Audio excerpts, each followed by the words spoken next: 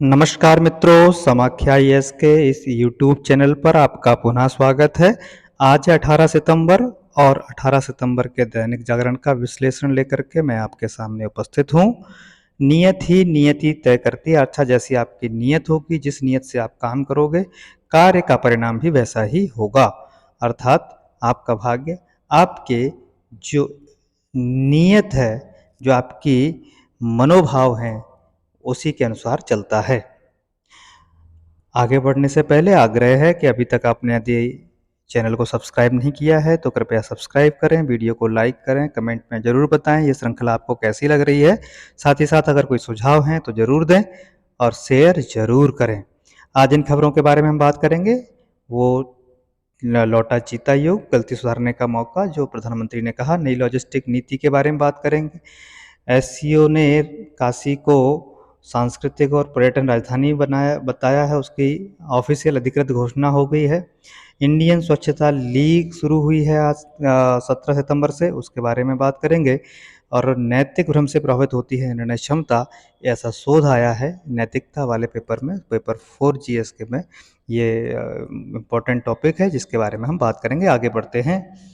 सबसे पहले लौटा चीता युग, गलती सुधारने का मौका। कल हमने इस पर डिटेल में बात की थी कि किस प्रकार से भारत में शिकार के कारण से चीता विलुप्त हो गया, समाप्त हो गया, और अब जो चीते लाए जा रहे हैं और उनका संरक्षण किया जाएगा, धीरे धीरे हम चीतों की संख्या को बढ़ाएंगे। ये गलती सुधारने का एक अच्छा अवसर है। और चीते मेहमान बनकर आए हैं, उनको अभी इस पर्यावरण से, यहाँ के वातावरण से फैमिलियर होने के लिए समय जो है मांगा है। प्रधानमंत्री मोदी का ऐसा आग्रह है कि अभी ज़्यादा उत्सुकता में उनको देखने के लिए व्याकुल न हो। आगे बढ़ते हैं। चीते की विशेषताएं बताई गई हैं। चीते की क्या क्या विशेषता है? चीता फर्राटा धावक है। ये बहुत लंबी रेस नहीं दौड़ता है, छोटी रेस दौड़ता है, लेकिन बहुत तेज गति से दौड़ता है। 30 सेकंड के भीतर ये थक जाता है। 30 सेकंड तक, 3 सेकंड में अपनी पूरी रफ्तार पकड़ लेता है। 100 किलोमीटर से प्रति घंटे की ज़्यादा रफ्तार वो 3 सेकंड के अंदर पकड़ लेता है। वहीं ये जल्दी थकने के कारण से अपने शिकार को की सुरक्षा भी नहीं कर पाता कई बार, इसीलिए इसके शिकार तेंदुआ, भेड़िया और जंगली कुत्ते ले जाते हैं। इसमें बहुत अधिक ताकत भी नहीं होती है, जैसे दूसरे जो कैट फैमिली के, यानी बिल्ली परिवार के दूसरे मेंबर हैं, चाहे वो बाघ है, शेर है, अन्य हैं, उनमें ताकत बहुत होती है। चीते में ताकत कम होती है। इसका शरीर जो है वो दौड़ने की दृष्टि से बहुत ही अच्छा बनाया गया है। बड़े फेफड़े हैं, बड़े नथुने हैं, जिसके कारण से ऑक्सीजन ज़्यादा मिलती है। दिल का आकार बड़ा है, इससे रक्त संचार बहुत होता है। और चीते का शरीर लचीला होता है, इसकी रीढ़ की हड्डी सिकुड़ती और फैलती है, जिससे इसको दौड़ना आसान हो जाता है। सर छोटा है, जो हवा का कम प्रतिरोध करता है। वहीं इस पर इसके जो काले निशान हैं, इसको धूप से बचाने में मदद करते हैं। और बिल्ली परिवार के अन्य पशुओं के उल्टा चीता दिन में अधिक सक्रिय रहता है और सुबह या दोपहर बाद शिकार करता है। अधिकांश समय ये सोता है। ये जंगली पशुओं का शिकार करते हैं, पालतू पशुओं का शिकार से बचते हैं। वयस्क चीता जो है 2 से 5 दिन में एक बार शिकार करता है। वह हर 3 से 4 दिन में एक बार पानी पीता है। विशेषज्ञों के अनुसार मादा चीता एकांत जीवन व्यतीत करना पसंद करती है।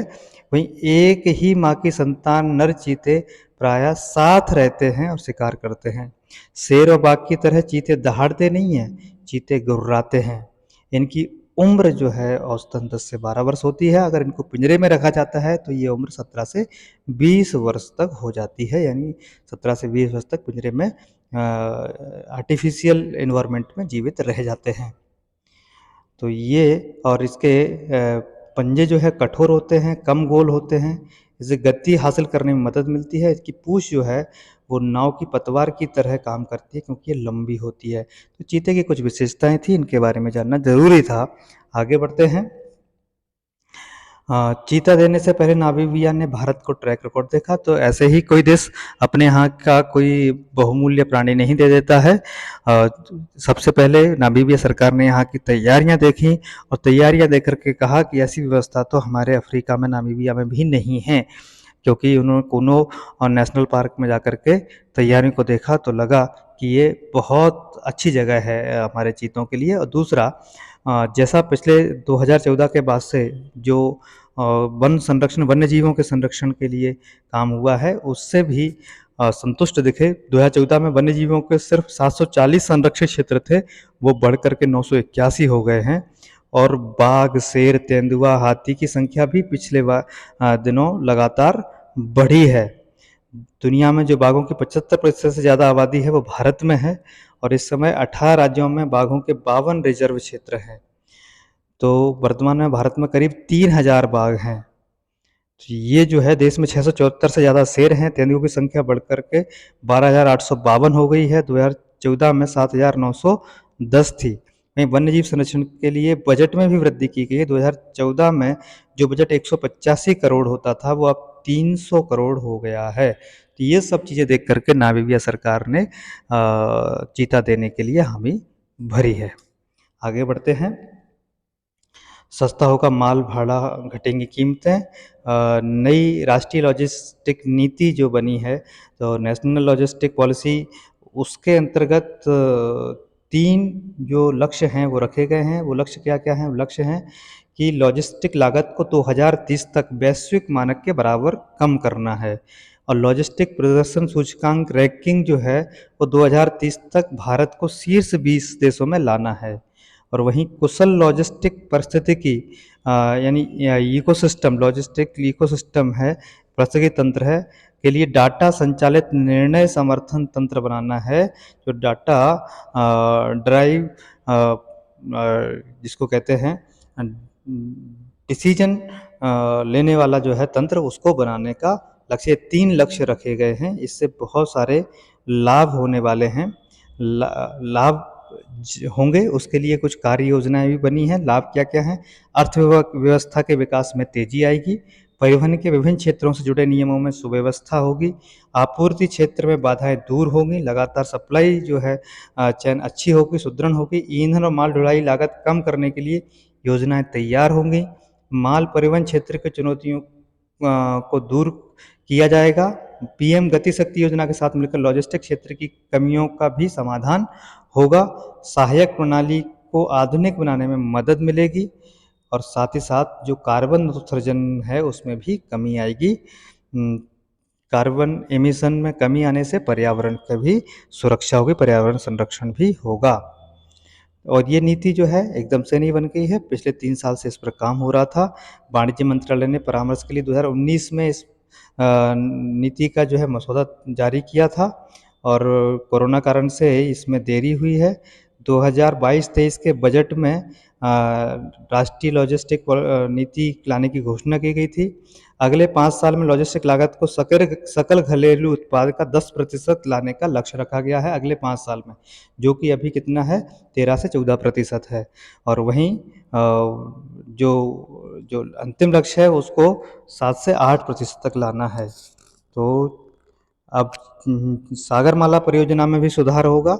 बंदरगाहों, डेडिकेटेड फ्रेट कॉरिडोर से जोड़ने वाली जो सागरमाला परियोजना है, उससे लॉजिस्टिक कनेक्टिविटी और व्यवस्थागत बुनियादी ढांचा के विकास में कार्य में सुधार दिखने लगा है। बंदरगाहों पर कंटेनरों से लदे जहाज को खाली करने का समय पहले के 44 घंटे से घटकर अब 26 घंटे हो गया है। वहीं पर भारत उभरती लोकतांत्रिक महाशक्ति है, असाधारण प्रतिभा पारिस्थितिकी तंत्र से प्रभावित है, और विशेषज्ञ भारत के दृढ़ संकल्प और प्रगति की सराहना कर रहे हैं। तो ये जो हमारे लॉजिस्टिक जो क्षेत्र है, लॉजिस्टिक नीति है, राष्ट्रीय लॉजिस्टिक नीति, ये आने वाले समय में हमारे व्यापार के लिए बहुत ही लाभदायक होने वाली है। ये नीति जो है, नितिन गडकरी ने कहा है, राष्ट्रीय लॉजिस्टिक नीति री इंजीनियरिंग, डिजिटलीकरण और मल्टी मॉडल परिवहन पर आधारित है। इससे सभी उद्योगों और हितधारकों के लिए कारोबारी सुगमता को बढ़ावा मिलेगा, वहीं माल की निर्बाध आवाजाही को बढ़ावा मिलेगा, कार्बन उत्सर्जन में कमी आएगी। वहीं पर CII के महानिदेशक चंद्रजीत बनर्जी ने कहा है कि नई नीति से लॉजिस्टिक लागत में कमी और लॉजिस्टिक क्षमता में वृद्धि होगी, जो अर्थव्यवस्था को कई तरह से सक्रिय करेगी। और इससे हमें वैश्विक मैन्युफैक्चरर के रूप में उभरने में मदद मिलेगी। भारत लगातार कोशिश कर रहा है कि चीन का स्थान भारत ले मैन्युफैक्चरिंग सेक्टर में, तो उसमें भी इससे मदद मिलेगी। ये नीति जो है कारोबारी सुगमता के अलावा कार्गो और लोगों के परिवहन के विभिन्न माध्यम के जरिए तेजी से निर्बाध आवागमन में मदद करेगी। और वहीं सप्लाई चेन में लेन देन की लागत घटेगी। लॉजिस्टिक वैल्यू चेन के सभी पहलुओं की दक्षता बढ़ाने का एक समग्र प्रयास है। लॉजिस्टिक क्षेत्र के अधिक लागत प्रतिस्पर्धी यानी कॉम्पिटिटिव, पर्यावरण के अनुकूल, औपचारिक यानी फॉर्मल, पारदर्शी यानी ट्रांसपेरेंसी, कम समय, लेस टाइम डिलीवरी जो है के उद्देश्य से प्रतिनिधित्व करती है ये पॉलिसी। वहीं लॉजिस्टिक इंडेक्स में सुधार करने में भी मदद मिलेगी। जैसा हमने कहा कि टॉप 20 में हमें लॉजिस्टिक इंडेक्स में आना है, जो अभी भारत जो है 2018 में 47वें स्थान पर था। तो मैन्युफैक्चरर्स को आउटसोर्सिंग बढ़ाने, डिजिटलीकरण को प्रोत्साहन करने में भी मदद करेगी। सेवा दक्षता में सुधार यानी सर्विस इसमें इम्प्रूवमेंट आएगा। कौशल विकास जैसे मुद्दों का, इसके डेवलपमेंट जैसे मुद्दों का समाधान प्रदान करती है। और नई नीति जो भारत के वैश्विक लॉजिस्टिक हब बनाने का रास्ता भी खोलेगी। तो नई लॉजिस्टिक नीति को पुनः दोबारा से सुनिएगा और अच्छे से इसके पॉइंट्स को नोट कर लीजिएगा, बहुत इंपॉर्टेंट है। आगे बढ़ते हैं। एससीओ की सांस्कृतिक और पर्यटन राजधानी बनी काशी। संघाई सहयोग संगठन ने पहले ही वाराणसी को यानी काशी को सांस्कृतिक और पर्यटन राजधानी घोषित कर दिया था, लेकिन इस संबंध में अभी घोषणा पत्र भी जारी कर दिया गया है और इसीलिए इस नगरी को हेरिटेज का दर्जा मिलने पर प्रदेश सरकार उत्सव मनाने की तैयारी कर रही है। तो इसके लिए अलग से कार्य योजना बन रही है। केंद्र सरकार ने इसके लिए अलग से विशेष पैकेज दिया है। गड्ढा मुक्त सड़कें, कचरा मुक्त शहर, इस प्रकार की योजनाएं वहाँ पर बन रही हैं। जब कचरा मुक्त शहर की बात आई है तो कचरा मुक्त भारत के लिए इंडियन स्वच्छता लीग की शुरुआत भी 17 सितंबर से हो गई है। कचरा मुक्त समुद्र तटों, पहाड़ियों और पर्यटन स्थलों को सुनिश्चित करने की दिशा में स्वच्छता और संकल्प की भावना के साथ अंतर शहरी प्रतियोगिता इंटर सिटी जो कंपटीशन है इंडियन स्वच्छता लीग, तो शनिवार यानी 17 सितंबर को शुरू हुआ है और ये स्वच्छ अमृत महोत्सव के तहत इसकी शुरुआत हुई है। स्वच्छता को बढ़ावा देने के लिए 17 सितंबर से 2 अक्टूबर यानी पूरा 15 दिन एक पखवाड़ा ये कंपटीशन चलने वाला है। केंद्रीय आवास और शहरी मामलों के मंत्रालय के द्वारा ये इंडियन स्वच्छता लीग चलाई जा रही है। हमने कल भी इसके बारे में बात की थी। कचरा मुक्त शहर के उद्देश्य से जागरूकता रैली निकाली गई। इसमें अलग अलग शहरों के जो है अलग अलग टीम्स बनी हैं, स्वच्छता लीग बनी है और उन टीमों के नाम है पुरी, जैसे पुरी की टीम बनी है Puri saviours, Aizawl clean Avengers, गजब गाजियाबाद, स्वच्छता वॉरियर्स, स्वच्छ विशाखा वॉरियर्स, बेमिसाल भोपाल, स्वच्छता वॉरियर्स झांसी। इन टीमों ने शहरों का स्वच्छता में अपने अपने शहरों का प्रतिनिधित्व किया है। वहीं मंत्रालय के अनुसार क्रिकेटर कुलदीप सेन, अभिनेता जितेंद्र और राहुल देव, मुग्धा गोडसे, ब्लॉगर रिपु दमन, बेवली अपने अपने शहरों की टीमों का समर्थन करते हुए इस अभियान में शामिल हुए हैं। जैसे चंडीगढ़ की टीम के साथ में उसकी जो कैप्टन है वो किरण खैर हैं और उसके साथ में बहुत सारे कलाकार और भी जुड़े हुए हैं। इंडियन स्वच्छता लीग की शुरुआत कचरा मुक्त शहरों के लिए हो रही है। युवा नेतृत्व वाली जो टीमें हैं उनमें सेवा दिवस की शुरुआत की और कचरा मुक्त समुद्र तटों, पहाड़ियों, पर्यटन स्थलों को सुनिश्चित करने का भी संकल्प लिया। मुंबई में 4000 से ज़्यादा युवा स्वयंसेवकों ने 8 प्रमुख स्थानों और 50 किलोमीटर लंबे खंड को कवर करते हुए 49 समुद्री तटों की सफाई की। और सर्वश्रेष्ठ टीम जो है ये जो टीमें हैं इनमें से सर्वश्रेष्ठ टीम का चयन जो है एक इंडिपेंडेंट प्रोसेस यानी स्वतंत्र प्रक्रिया के द्वारा किया जाएगा, जो राष्ट्रीय ख्याति के सदस्य इसमें शामिल रहेंगे। तो इस प्रकार के लीग, इस प्रकार के अभियान चला करके भारत सचमुच अपने निर्धारित समय से लक्ष्यों को पूर्ति कर लेगा, ऐसा विश्वास पैदा हो रहा है। आगे बढ़ते हैं। कुछ फैक्ट हैं, इसकी डेटा है, इसकी ले लेते हैं। रक्षा उपकरण के निर्यात यानी एक्सपोर्ट, जो डिफेंस सेक्टर का जो एक्सपोर्ट है वो 2014-15 से लेकर के 2021-22 तक का डेटा दिया हुआ है। तो कितना तेज़ी से बढ़ा है। 2014-15 में 1941 करोड़ रुपए का हमने निर्यात किया था। वहीं पर 2015-16 में 2059 करोड़ का हमने निर्यात किया। 2016-17 में कम हुआ, 1522 करोड़ हुआ, लेकिन 2017-18 में हमने इसको डबल से भी ज़्यादा किया, 4682 करोड़। और 2018-19 में फिर हमने डबल से ज़्यादा प्रगति की, 10,746 करोड़ रुपए का हमने निर्यात किया रक्षा उपकरण का। वहीं 2019-20 में थोड़ा कम हुआ, 9,116 करोड़। 2020-21 में और कम हुआ, क्योंकि ये टाइम कोरोना का चल रहा था। 8,435 करोड़ के रक्षा उपकरण हमने निर्यात किए। और 2021-22 में हम फिर से छलांग लगा करके 12,815 करोड़ रुपए के रक्षा उपकरणों का निर्यात कर चुके हैं। तो रक्षा क्षेत्र में हम लगातार अच्छा कर रहे हैं, ये इससे प्रदर्शित होता है। आगे बढ़ते हैं। नैतिक भ्रम से प्रभावित होती है निर्णय क्षमता। ये जो अध्ययन है, ये शोध है, ये शोध जो है लिंकोपिंग विश्वविद्यालय के अर्थशास्त्री काजसा हैंसन के नेतृत्व में हुआ है। उन्होंने कहा है कि नैतिकता जीवन की एक पूंजी होती है, इससे हम अपने जीवन को आदर्श बना सकते हैं और बच्चों को अच्छे संस्कार देने में सक्षम हो पाते हैं। और इसके लिए ज़रूरी है कि हमारे निर्णय उच्च गुणवत्ता वाले हों, यानी जो डिसीजन है वो हाई क्वालिटी के हों, क्वालिटेटिव डिसीजन होने चाहिए। वहीं कभी कभी ऐसे भी क्षण आते हैं जब निर्णय लेने की क्षमता नैतिकता से प्रभावित होती है। इसको लेकर स्वीडन स्थित लिंकोपिंग विश्वविद्यालय के वैज्ञानिकों ने विस्तृत अध्ययन किया है और पाया कि जिस तरह ऑप्टिकल भ्रम दृष्टि को धोखा दे सकता है और वास्तविकता का विकृत प्रतिनिधित्व जो है प्रस्तुत कर सकता है, नैतिक भ्रम हमारी निर्णय लेने की क्षमता को प्रभावित कर सकता है, तो हमें और अधिक स्वार्थी बना सकता है। तो नैतिक भ्रम में नहीं पड़ना चाहिए।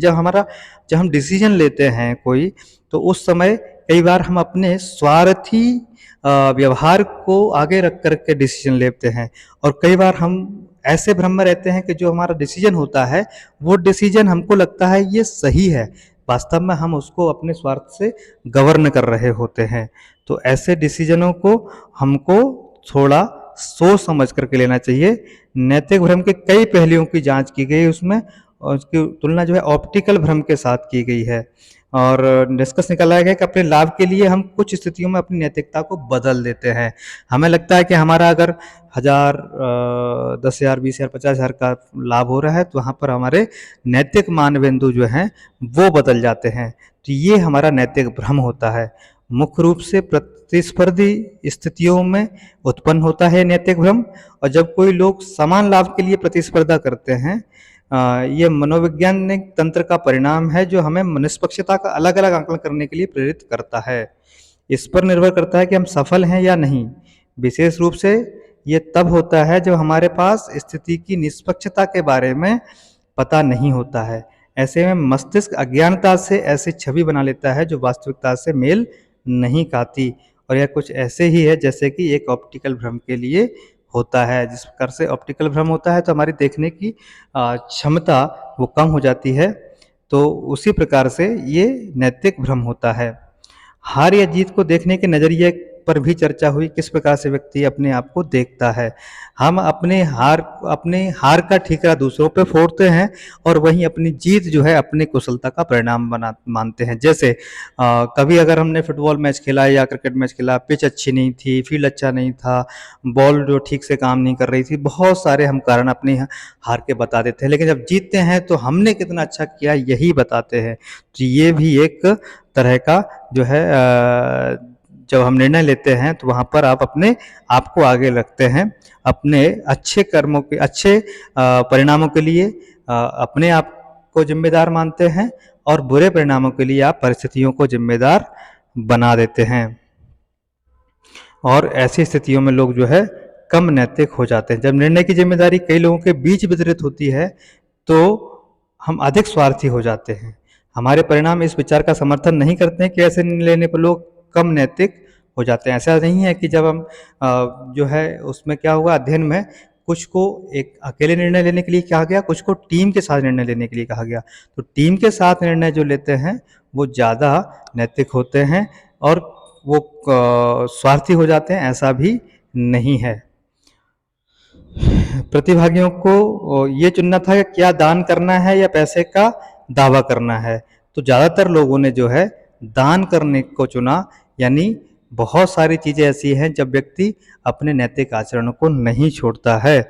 तो किसी भी प्रतिभागी ने स्वार्थी व्यवहार का सामने नहीं आने दिया है। उन्होंने दिखाया कि इस परिदृश्य में लोग अधिक उदार हो जाते हैं, यानी उन्होंने पैसे का दावा नहीं किया और उन्होंने कहा ठीक है, आप इसको दान ले लो। जब आप सामूहिक रूप से कोई बात करते हैं, कोई निर्णय लेते हैं, तो आप समूह के साथ चलने का ज़्यादा प्रयास करते हैं।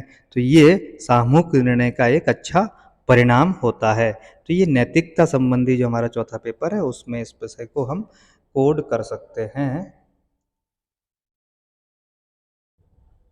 और इसमें एक सबसे महत्वपूर्ण बात जो कही गई है वो ये है कि हमको अगर दूसरों की मदद करने की भावना अगर हमने विकसित कर ली तो निश्चित रूप से जो हमारे निर्णय जो हैं वो ज़्यादा नैतिक होंगे। वहीं आज 18 सितंबर के इतिहास की बात करते हैं। आज शबाना आज़मी का जन्मदिन है। 18 सितंबर 1950 को हैदराबाद में आपका जन्म हुआ और 5 नेशनल फिल्म अवार्ड पाने वाली पहली महिला कलाकार हैं। 2012 में पद्म भूषण से भी सम्मानित हुई हैं। वहीं 18 सितंबर 1615 में इंग्लैंड के राजा जेम्स प्रथम के राजदूत सर थॉमस रो, इसको कई जगह टॉमस रो भी लिखा होता है, आपने पढ़ा होगा, सुना होगा, सूरत में मुगल बादशाह जहांगीर के दरबार में पहुंचे थे और उनका उद्देश्य सूरत में कारखाना स्थापित करने की अनुमति लेना था। ईस्ट इंडिया कंपनी को भारत में स्थापित करने की दिशा में ये पहला कदम माना जाता है। थॉमस रो ने 18 सितंबर 1615 को जहांगीर से सूरत में फैक्ट्री स्थापित करने की अनुमति ली थी। तो वहीं आज 18 सितंबर 2019 को सरकार ने ई सिगरेट पर प्रतिबंध लगा दिया था और भारत में ई सिगरेट पूर्णतः प्रतिबंधित है, यानी इसका निर्माण, आयात, निर्यात, स्टॉक करने संबंधित सभी चीज़ें हैं वो सभी प्रतिबंधित हैं। क्यों? क्योंकि इसका दुष्प्रभाव लोगों पर ज़्यादा पड़ रहा था। हालांकि ई सिगरेट जो है, जो फिजिकल सिगरेट होती है, सामान्य सिगरेट होती है, उसकी आदत को छुड़ाने के लिए शुरू किया गया ये अभियान था, लेकिन इसकी आदत ज़्यादा खतरनाक होने लगी, धीरे धीरे इसकी आदत से ग्रस्त होने लगे युवा, तो इसीलिए इसको बैन किया गया, क्योंकि इसमें सीधा सीधा तंबाकू नहीं होती है लेकिन निकोटिन होती है और इसकी आदत भी खतरनाक होती है, कैंसर कारक भी हो सकती है। आप लगातार जुड़े रहे, इसके लिए आपका बहुत बहुत धन्यवाद। कल हम फिर मिलेंगे 19 सितंबर की खबरों को लेकर के। तब तक के लिए नमस्कार। भारत माता की जय।